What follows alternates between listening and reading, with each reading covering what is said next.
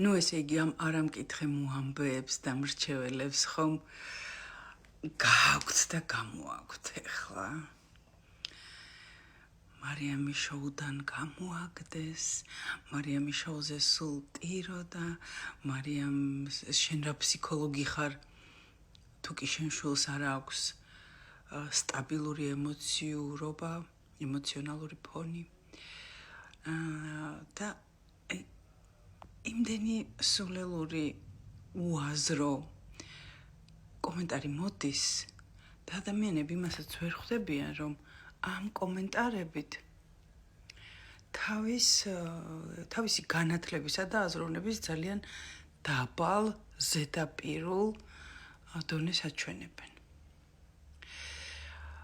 და რომ ასევე, ეს ქართულ მენტალობაში ცნობილი ფაქტია, ხო, ბევრს აქვს, რომ ესე იგი შვილი ზრდასრული, ხაზგასმით ვიტყვი 34 წლის ადამიანი, ქალი, 34 წლის ქალი, ორი შვილის დედა. რატომ გგონიათ, რომ ჩემი ჭკვით უნდა იმართებოდეს, ჩემი მითითებებით ცხოვრობდეს და ჩემი არჩევანით მოქმედებდეს? რატომ გგონიათ ასე? დაიმახსოვრეთ შვილებმაც და მშობლებმაც, რომ შვილი არ არის მშობლის საკუთრება. შვილს აჩენ შენთვის კი არა. თავისთვის, თავისი ცხოვრებისთვის. რა ვიცი, ღმერთისთვის, ქვეყნისთვის, საზოგადოებისთვის, მაგრამ იმისთვის არა, რომ იმან შენ ჭკუაზე იაროს და შენი არჩევანით იმოქმედოს. ზრდასრული შვილი არის დამოუკიდებელი არსება. შენ შეგიძლია ურჩიო რაღაცა, შეგიძლია მოუწონო რაღაცა, შეგიძლია დაუწუნო რაღაცა, მაგრამ ის არ იმართება შენით, ის ხაზგასმით დაიმახსოვრეთ, თავისი გონებით მოქმედებს, თავისი გადაწყვეტილებებით. ღმერთმა ამიტომ მისცა შვილს თავისი ტვინი, თავისი სხეული და თავისი აზროვნება, რომ თავისი ბედი უნდა გაიაროს და თავისი არჩევანის მიხედვით იმოქმედოს და არა მშობლის. და ასევე დაგისვამთ ასეთ ხალხს კითხვას, თქვენ თუ გყავთ შვილები, ზრდასრული შვილები, ისინი სულ თქვენ დაკრულზე ცეკვავენ და თქვენი ჭკვით ცხოვრობენ? და ვისაც არ გყავთ ზრდასრული შვილები, შეიძლება საერთოდ არ გყავთ, ან ჯერ პატარები გყავთ, თქვენს თავს დაუსვით კითხვა. მე მარტო იმას ვაკეთებ, რაც დედაჩემს და მამაჩემს მოწონს და იმათი რეცეპტებით ვცხოვრობ? თუ ცხოვრობთ, მართლა ძალიან ცუდად ყოფილა თქვენი საქმე. მე არ ვამბობ ამას 4 წლის ბავშვზე, ან თუნდაც 10 წლის ბავშვზე, მაგრამ ზრდასრული ადამიანი თუ ყველა ფერში მშობლის მითითების მიხედვით ცხოვრობს, იმას ჭირდება ფსიქოლოგი მართლა. იმიტომ რომ ასეთი სტილი ცხოვრება ძალიან ძალიან დიდი პრობლემების მომტანია ამ ადამიანისათვის, ვინც მშობლის ჭკუაზე დადის.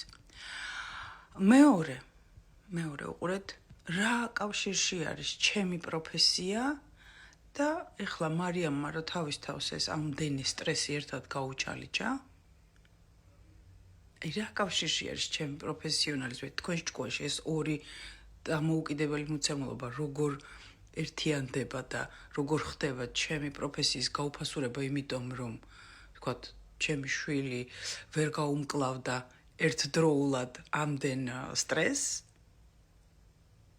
და იტირა ამ სტრესის დასაბალანსებლად? რა კავშირში არის? როგორ მართლა გულწრფელად გეკითხებით, დააკავშირეთ ერთმანეთთან ეს ორი მოცემულობა. ეს იგივეა, რომ არ ვიცი, ქირურგი, ცუდი ქირურგია, იმიტომ რომ იმის შვილს თქვათ ბრმანაწლავის ანთება დაემართა. ან არ ვიცი, იურისტი ცუდი იურისტია, იმიტომ რომ მისმა შვილმა რაღაცა კანონდარღვევა ჩაიდინა. რა კავშირშია ხო? ჩემი პროფესია და იმისი საქციელი.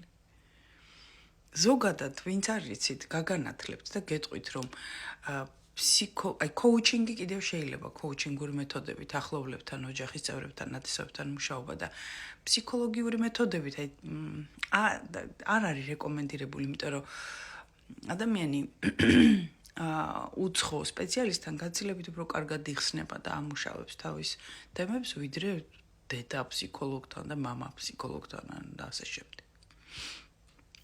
და მესამე კიდევ. აი ეს არამკითხე, არაფრის მაქნისი კლავიატურის ლომები, რომ იწერებით. თქვენ თვითონ ცხოვრებაში რა გაგიკეთებიათ, მითხარით? სად გამოჩენილ ხართ, რა მიღწევა გაქვთ, რა ნაბიჯი გადაგიდგამთ, რა შეგიქმნიათ და რა გაგიკეთებიათ. ვიცი ზუსტად რომ არაფერი, იმიტომ რომ ადამიანი რომელიც ქმნის და აკეთებს იმას არ სცალია სხვისი ვიდეოების საყურებლად და მით უმეტედ განსჯისთვის. ეს განსჯა სინამდვილეში მე კი არ მეკუთვნის და მარიამს კი არ ეკუთვნის. ესეთი ადამიანები თავის თავს განსჯიან. შინაგანად, ქვეცნობიერად ვერ აღიარებენ ამას, მაგრამ სინამდვილეში აი ყურე ინგა ამას აკეთებს, ინგას თავისი ბიზნესი აქვს, ინგას თავისი შემოსავალი აქვს, ინგას თავისი აღიარება და ცნობადობა აქვს. მარიამს თავისი როგორც შეუძლია, რა დონეზე შეუძლია, იმას აკეთებს. შენ კიდევ იმაგ თითებით და დაფარული, იმით რა ქვია, უსახელოდ და გამოსახულებოთ, ანუ ფოტოსაც ვერ არჩევ, ესეთი ვერ აჩენ, ესეთი საწყალი ხარ სხვა რა ითქმის ადამიანი, რომელიც თავისი ფოტოთი ვერ წასდგება და თავისი სახელით ვერ წასდგება და ისე ვერ იტყვის სიტყვას, ნუ ის საწოდავი და საწყალია რა, დამალული რაღაცა ვირთხა. და კიდევ რაღაცა. კლავიატურის ლომო. დაჟე კლავიატურის ვირთხას უფრო დავარქვამდი, ლომი ესეთი. ლომის სხვა ტიპია რა და ვირთხა დამალული ვირთხა. ხო. და ესე იგი, მეოთხე რაც მინდა გითხრათ, ტირილი არ არის ცოდვა. ტირილი არ არის რაღაცა საშინელება.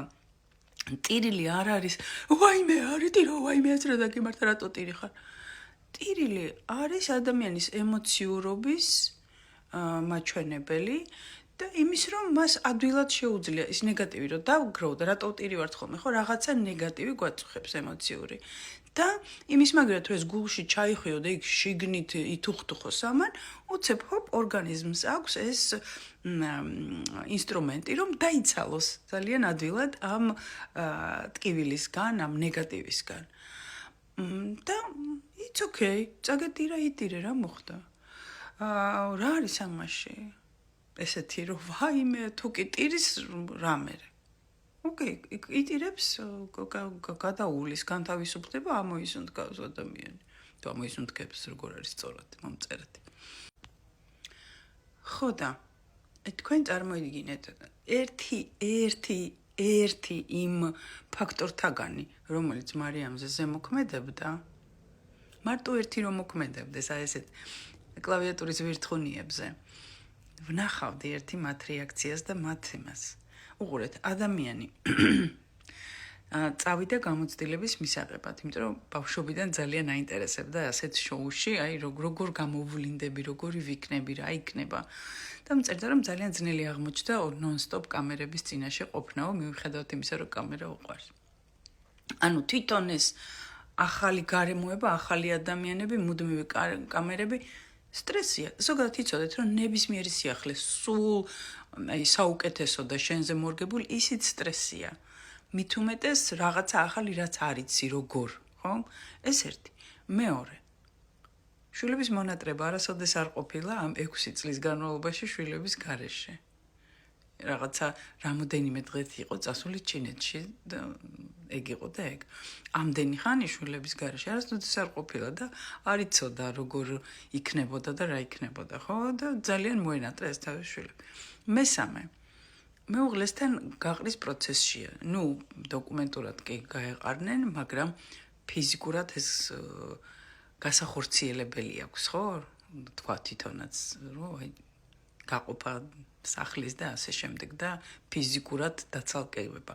ეს პროცესი გასავლელი აქვს და ვისაც გაყრა გაგივლიათ, გაყრის პროცესი და განცალკევების პროცესი, იცით რამხელა სტრესი და რამხელა დისკომფორტია ეს. მეოთხე, ადამიანმა გაიკეთა ბარიატრიული ოპერაცია. და ესეც წარმოიდგინეთ რამხელა სტრესია ორგანიზმისთვისაც და ფსიქიკისთვისაც. ხა რატო გაუკეთა თავის თავს ეს ყველაფერი ერთად ეს კითხვა გაგიჩნდება თვითი და სწორი კითხვა, მაგრამ მეორე მხრივ ამ კითხვაზე პასუხიც მაქვს. ძლიერი სულები ძლიერ გამოწვევებს ირჩევენ. პატარა სულები კიდე აი ასეც კლავიატურის ვირთხაობას. ეს თუ გამოწვევად შეიძლება მივიჭრიოთ. ხო და დაწყნარდით მოდი. და ყველაზე მთავარი კითხვა რაც მინდა რომ დაგისვათ. მდგომარეობს იმაში რომ რატო გაღელვებთ ან მარიამის მონაწილეობა, ან არ მონაწილეობა, ან მისი ტკივილი, ან მისი ტირილი, ან მისი სიცილი, ან რა ვიცი, ინგას რა ვიცი რა. ინგას ფსიქოლოგობაში ეჭვის დასმა კითხვისას. რატო გაღელვებთ სხვა ადამიანები? რატო არ მიხედავთ თქვენს ცხოვრებას? თქვენი ცხოვრებით თუ დაკავდებით და იმის ნახევარს მაინც გააკეთებთ, მეოთხეც, მეათეც, რასაც ინგა აკეთებს, ან მარიამი აკეთებს. იცით როგორ შეიცვლება თქვენი ცხოვრება?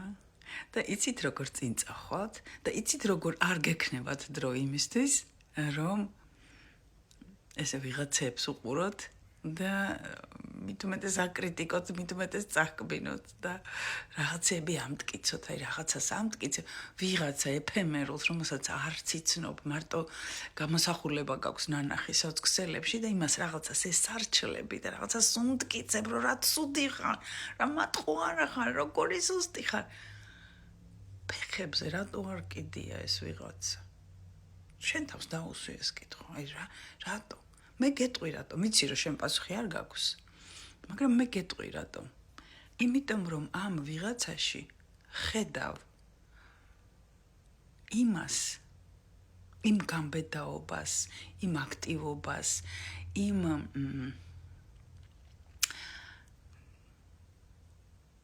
ძალისხმევას, რომ ადამიანი თავის ცხოვრებას ცხოვრობს სრულფასოვნად, ინტენსიურად, გაბედა, ისიც გაბედა, ესეც გაბედა.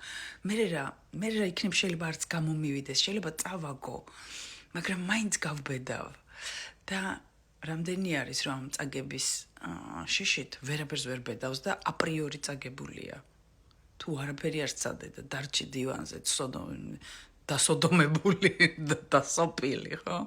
და მარტო კლავიატურის ვირთხაობაში გაატარე დრო.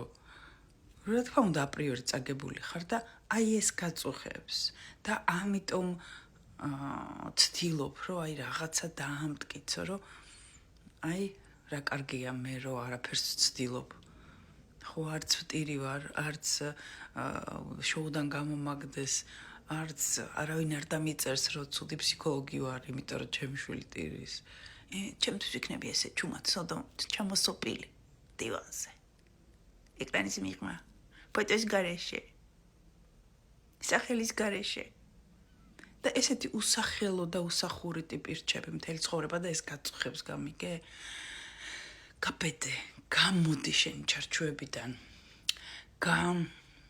გატეხე ის ნაჭუჭი ის შიშის ნაჭუჭი რაც გაკავებს შიგნით მე დარწმუნებული ვარ რომ არის თუ კი ეს გაწუხებს და აი ასეთნაირად გამოვლინებას ცდილობს ესე იგი არის შენში რაღაცა პოტენციალი არის შენში რაღაცა ნიჭი არის შენში რაღაცა რაც გეუბნება რომ შენ უფრო მეტი ხარ ვიდრე აი ეს დივანზე დასოპილი კლავიატურის ვირთხა ხო და მოიშევრი ამ ვირთხის ნაჭუჭი და გამოდი და შენი ჭეშმარიტი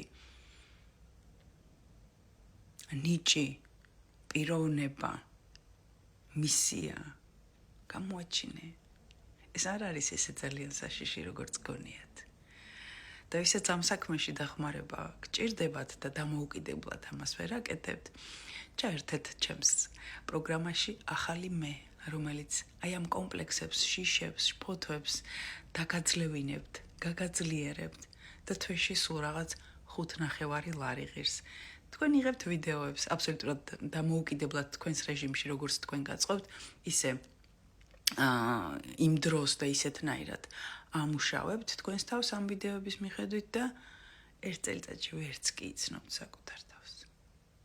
გაბედეთ. იცი რა კარგია? გაბედული ცხოვრება, გამბედაობით ცხოვრება, რაც გაინტერესებს იმისი განსახიერება კი არა, განსხეულება, ანუ რეალიზება. და რა უბრალოდ კლავიატურის ვირთხად დარჩენა. გაბედეთ. თუ დაინტერესდით, მოიწერეთ და გაკვალიანებთ რა და როგორ ხდება.